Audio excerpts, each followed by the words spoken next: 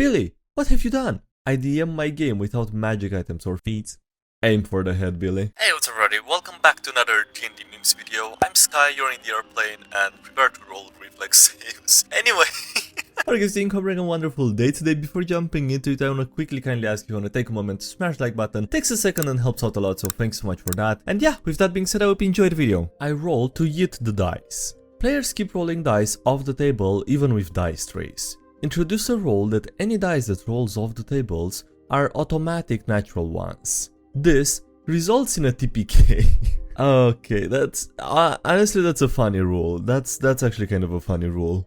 They are called alchemists, my totally original crew of bounty hunters that players will be fighting on the next session. Okay. Both good games, just very different. r/DnDMemes is the only place where well-articulated sentences still get misinterpreted. You can say, I like Pathfinder 2nd edition, and somebody will say, so you hate D&D 5th edition? No, that's a whole new sentence. What the f is you talking about? Sudden realization. Scientists think the universe is over 95% dark matter and energy. Me realizing that the Earth is not on the prime material plane IRL. Already killed her in the last big fight, after all. The DM holding back the urge to kill the pesky cleric who keeps reviving people and insulting an ancient red dragon. Those damn mind flayers. Mind flayers and GIF are natural enemies, like Drow and mind flayers, or Durgar and mind flayers, or humans and mind flayers, or mind flayers and other mind flayers. Damn mind flayers, they ruined the Underdark. That's some good unutilized trauma right there. My player's 60-page backstory and me the DM, yeah, that's what you do with a good backstory, okay. When your wife asks you if you would rather be playing D&D or hanging out with her. Trap. That sure was a poor first impression. It sure is hard to get IRL D&D in my rural area. I might as well give online a try. DM leaves the server and blocks everyone after session 1 for no given reason. No, never again, okay. That's... well, okay, I don't think that's usually how it goes, okay? Most of the time I don't think that happens. This is a true story, by the way. Started with a fighter in 2021 and still playing it to this day. How it feels when everyone else has made a new character over the course of the campaign, yet you still have your first character from the start of the campaign. You don't know what you're asking for. My PC's trying to convince me to ditch the screen. We want truth. Me, actually on my 6th natural crit that day. You can't handle the truth. No, if they do want it, if they do really want you to be honest with the rolls, I mean you probably should, and you know, see if they still want it after a few sessions of that. You can make whatever choice you want, but it doesn't mean you like the results. Player agency does not mean freedom from the consequences of your actions. Problem players. If those kids could read, they'd be very upset.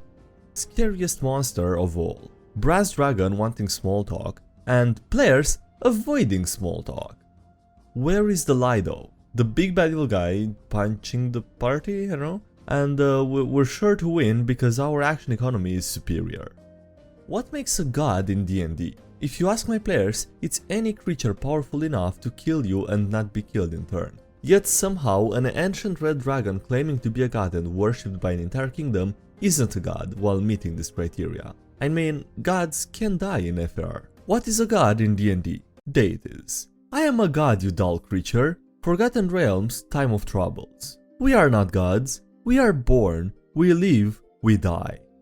How bad are the Zhentarim? Say it with me, audience. Zhentarim are not so bad. Zhentarim are not so bad, says the whole crowd. What the f is wrong with you people? Pretty standard rogue stuff. DM. And with that last hit, all the enemies have been slain.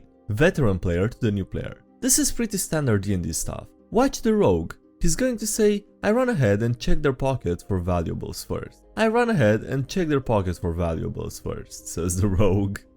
Scale and tail. Hordes and hoarders. Some dragons hoard gold, some hoard gems, but I, on the other hand, hoard books. The real value of hoarding books is how priceless the tales and knowledge are, and how expensive the bookshelves get.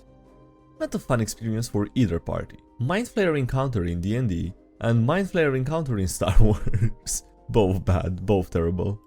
It works wonders though. Me to a cool song or band. I would like to award you the highest honor I can bestow. The making a D&D character based on it. That's the best one. Double tap just to be sure. Billy, what have you done? I DM my game without magic items or feats. Aim for the head, Billy. Listen, I like being the side character. I don't know what to do with the spotlight. My role-playing skills during another player's story arc, and my role-playing skills when it's my story arc. We heal, we kill, but most importantly, we feel the DM. With dread on how their next combat encounter will go. Inside you there are two wolves. Inflict wounds and cure wounds. You're a cleric. It was a delightful show to watch. Okay, so we've got people following us on our stealth mission. So we need to lead them to some place secluded so we can gear up and take him out. Rogue, watch from the roof while we get in position. Rogue? That's Leroy Jenkins, isn't it? God damn it.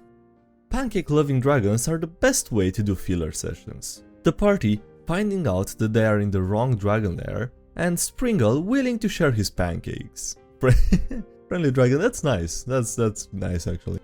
I know costs of production have gone up, but this is a 40% increase in cost page per page. Fizban's Treasury of Dragons. 224 pages, $50. Big B Presents Glory of the Giants. 192 pages and $60. Yeah, I don't think the page per page cost is the biggest thing here. I don't think that's that relevant in the cost for it. I don't know. Anyway.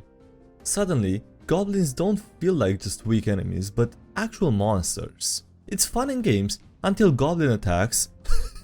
Until goblin attacks like Goblin Shark. Jesus. The veteran players know what's going on. The newbies are scared shitless. I just saw an opaque, multi-headed eldritch horror mind wipe an entire town. Yeah, the false Hydra, we've all seen it.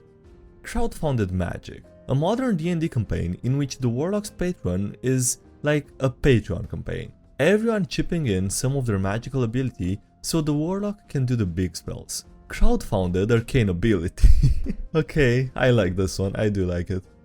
We're experienced quote-unquote RPG players. My friend and I on our way to session 0 without character sheets or dice. Post-slavery was the goal. Me, playing a Dark Sun game where the players led successful slave rebellions across the city-states. Wizards of the Coast saying Dark Sun won't happen because it's problematic and not inclusive. Wait, people complaining about wokeness, saying Dark Sun needs slavery and would rather the setting die. Oh god, no.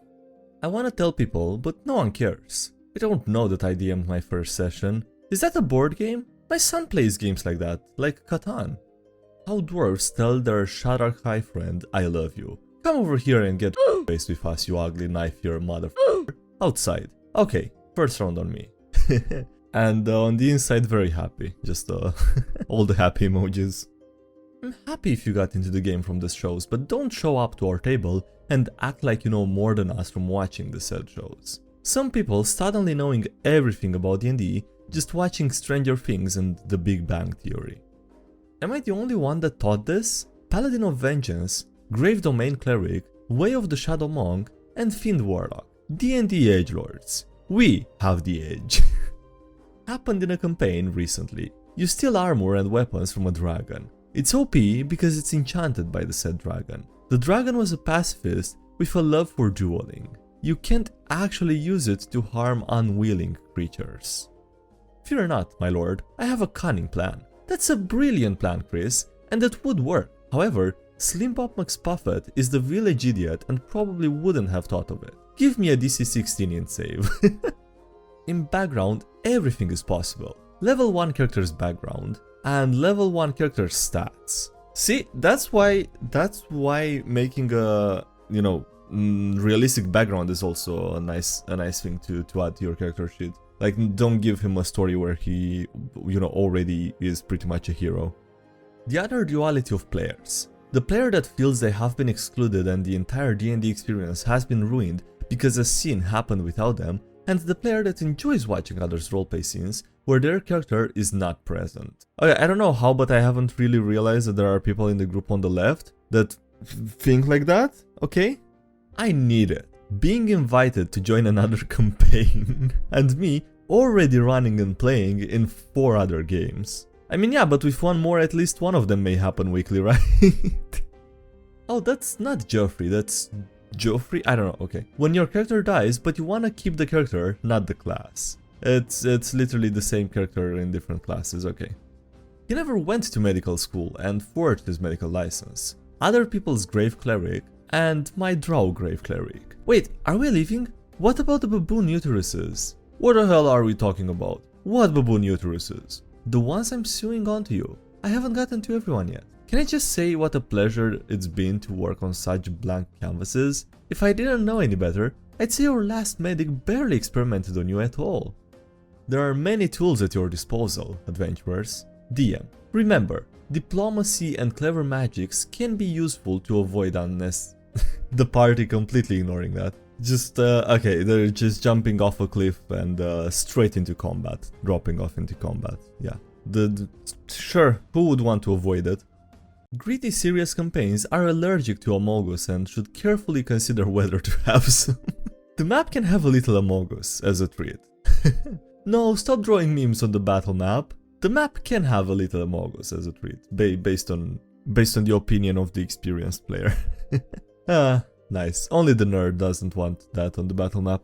Always add a little Amogus whenever you have a chance. Anyway, with that being said, on that note, that's it for today's video. So thank you so much for watching, I hope you enjoyed. Don't forget to leave a like if you did and subscribe if you haven't already. Also, thank you to everyone supporting the channel on Patreon, as well as your YouTube episodes for those. Links below if you want to check them out, as well as in social media, Discord, anything else. And yeah, that's it. Thanks again for watching, and I'll see you next time. Have a great day, bye.